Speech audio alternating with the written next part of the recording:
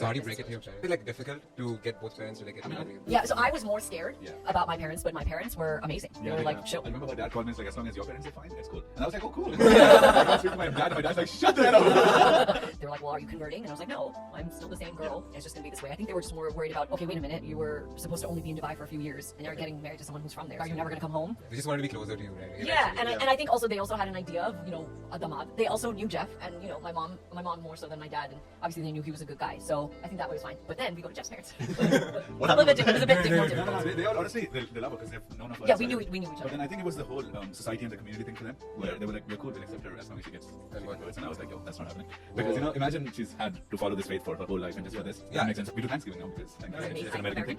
And while we were having dinner, we were like, okay, now everyone has to say thanks about one thing in their life. And it's a tradition. It's a tradition. My dad actually said, I'm very glad that Priti is your wife now, because she brings so much joy and happiness to me and the whole family.